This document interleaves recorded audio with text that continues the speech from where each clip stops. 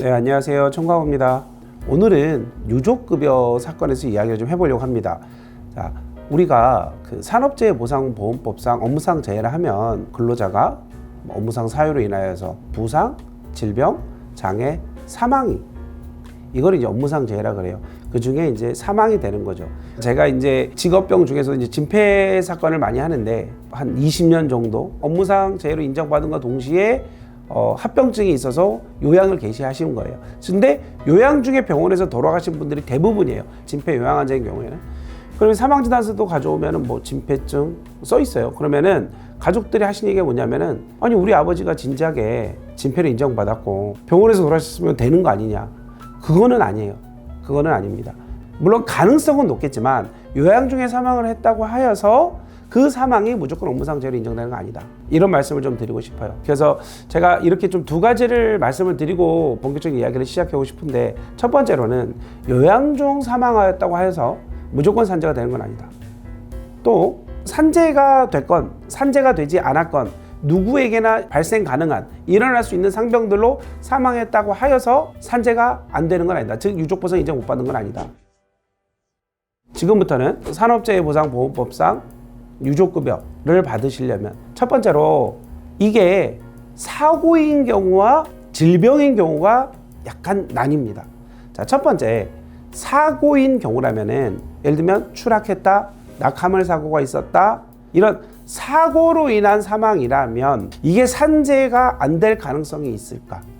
있어요. 있을 수도 있어요. 그게 뭐냐면은 예를 들면 근로자성이 부인된다거나 사고의 경위가 불명확하다거나. 그래서 제가 100% 됩니다라고 말씀은 못 드리지만 사고인 경우에는 가능성은 상당히 높기 때문에 유족급여 및 장애비 청구를 인정받을 수 있을 것이냐에 대한 어떤 방점을 찍기보다는 사고가 있다라는 것은 물론 과실의 정도는 있겠지만 일정 부분 사업주에게 책임을 물을 여지가 발생합니다.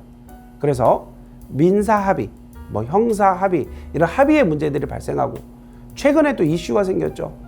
중처법, 중대재해처벌법. 이 경우에는 이제 합의의 문제는 조금 더 큰 이슈로 부각되지 않을까라는 생각이 드는 겁니다. 자, 그러면 사고가 아닌 질병으로 인한 경우는 어떨까요? 질병으로 인한 경우는 내가 업무상 재해로 인정을 받기 전에 특정 상병으로 사망을 했다 했을 때는 이 상병이 업무상 재해로 인정을 받아야지만이 유족보상이 인정이 되는 거죠.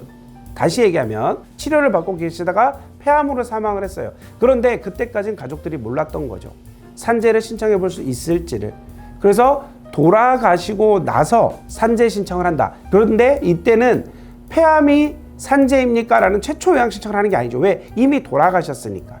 그럼 이럴 때는 어떻게 하는 거죠? 유족급여 청구를 하는 거예요. 그래서 수급권자, 유족 수급권자가 당사자가 되는, 청구권자가 되는 유족급여 사건으로 전환되는 건데, 이럴 때도 어떻게 한다? 이분이 무슨 일을 하였고 그 과정에서 어떤 물질에 노출되었고 그 노출된 유해 물질이 현재 앓고 있는 폐암에 영향을 주느냐, 이게 포인트인 거죠. 그래서 그걸로 폐암이 발생하여서 요양 중이라면은 최초 요양 신청을 하는 거고, 이미 폐암이 발생하였고 사망하셨어요. 그때는 최초 요양 신청이 아니죠. 돌아가셨기 때문에. 폐암 때문에 사망했느냐도 관건이 되겠지만 더 본질 관건은 뭐예요?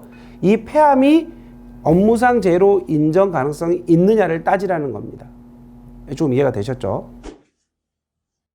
그리고 업무상 사고인 경우에는 해당 사업장을 관할하는 근로복지공단에 유족급여 청구서를 접수를 하면 재조사하고 유족급여를 결정을 해주는데, 질병인 경우에는 최초 요양과 동일하게 업무상 질병판정위원회에서 판단을 하게 됩니다.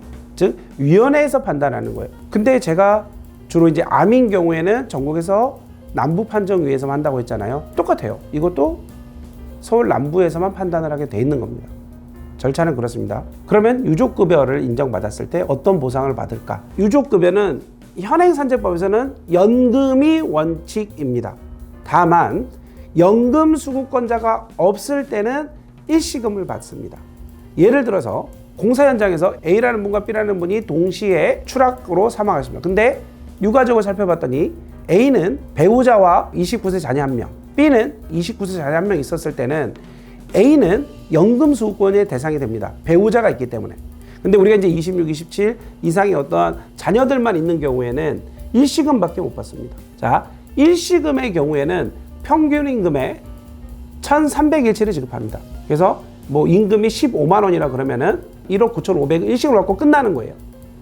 이해되셨죠? 근데 연금인 경우에는 내가 100% 연금을 받을 수 있고 50% 반액일시금, 50% 연금을 받을 수 있어요. 그런데 여기서 100% 일시금은 안 돼요. 즉 연금 수급권자가 100% 일시금을 받을 수 없어요. 그럼 50% 일시금인 경우에는 아까 말씀드렸던 15만 원 전제했을 때 1억 9,500의 반을 일시금으로 받고 또 뭐를 계산해 봐야 되죠? 유족 연금은 얼마이냐? 제가 실무를 하다 보니까 연금 수급권자 기대금액 6.7년쯤 즉 7년 정도 그 이상을 사시면은 경제적인 측면으로 봤을 때는 100% 연금이 훨씬 유리합니다. 기본적으로 유족연금 공식은 0.47 곱하기 평균임금 곱하기 365를 12로 나누면 매월 지급받는 연금이 되는데 0.47은 기본이에요. 그래서 연금 수급권자가 있다라는 얘기는 최소 한 명의 연금 수급권자가 있다라는 이야기가 되는 거죠. 그럼 여기다가 0.05를 더합니다. 그러면 0.52 곱하기 평임 곱하기 365 한 거를 12로 나누고 근데 연금 수급권자가 2명인 거예요. 그러면 0.05를 2번 더하면 되겠죠. 이런 식으로 해줍니다.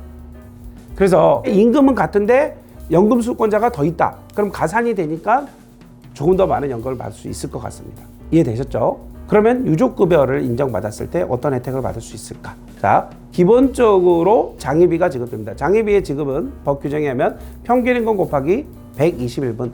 예를 들어서 평균임금이 15만 원이다. 그럼 120은 얼마입니까? 1,800만 원 좀 나올 거고. 이런 식으로 계산하는데 산업재해보상보험법에서는 매년 고시가 됩니다. 즉 장례비 최저와 최고의 고시가 있습니다. 올해인 경우에 장례비 최저는 1,300을 조금 상회한 걸로 제가 알고 있습니다. 즉 한해 못 미치면 하한까지 주고 상한을 넘쳐나면 상한으로 끝낸다 라고 이해하시면 돼요. 그리고 끝으로 연금 수급 관련해서 사실혼 문제가 있을 수 있거든요. 이건 뭐냐면은 두 가지 경우가 가능하겠죠. 법률혼 배우자가 있음에도 불구하고 사실혼 관계 배우자가 있을 수도 있고 법률혼 배우자는 없어요. 사별이건 이혼이건.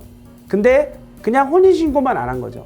즉 법률혼이나 사실혼 배우자 있는 경우에는 사실혼 배우자가 수급권을 받을 가능성이 있다. 이 부분을 말씀드리고 싶습니다. 그래서 오늘 말씀드린 거는 유족급여를 접수한다. 이 얘기는 누군가가 돌아가신 거잖아요. 주변 분들이 업무와 관련하여 사망을 했던 인정이 되건 내지는 내가 알고 있는 수준을 넘어서는 업무 관련성이 있을 수도 있습니다. 그 범위가.